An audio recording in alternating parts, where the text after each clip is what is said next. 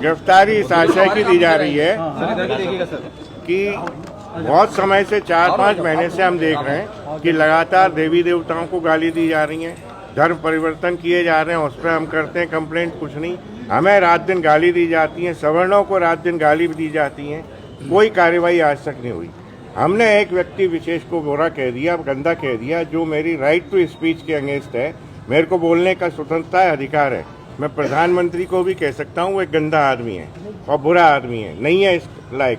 तो इसलिए इस आधार पर अगर कोई FIR हुई है जहाँ मैंने कोई अपराध नहीं किया, तो मैं पुलिस को ये सुविधा दे रहा हूँ कि मुझे अरेस्ट करें और जेल भेजें। सर, आप इतिहास कैसे देख रहे हैं? बार-बार इतिहास पढ़ना चाहिए, क्या वास्तविकता है? वास्तविकता इतिहास की यही है कि संविधान का जो निर्माण है वो BN राव साहब ने किया है, ना कि अम्बेडकर जी ने। अम्बेडकर जी तो उस संविधान को जलाना चाहते थे।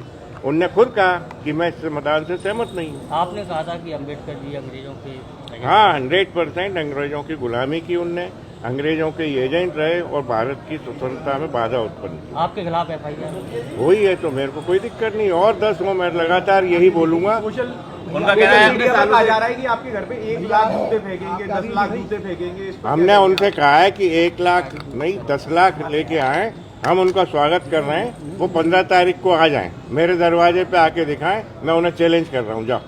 FIR दर्ज हुई है।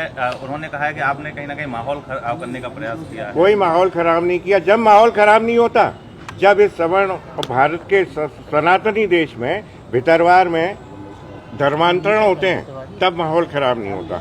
जब सवर्णों को, सनातन को, देवी देवताओं को गालियां दी जाती हैं, तब माहौल खराब नहीं होता, तब कोई FIR नहीं होती। मालूम नहीं कि क्यों पुलिस प्रशासन ऐसे बिल्कुल दबाव की राजनीति में काम कर रहा है। मैं तो ये चाहता हूँ कि अब एक नहीं 100 और FIR हो। अम्बेडकर जी पर क्या विचार है आपके? अम्बेडकर जी पर मेरा कोई विचार नहीं, वो कोई लायक नहीं है कि उसके बारे में बात भी कर।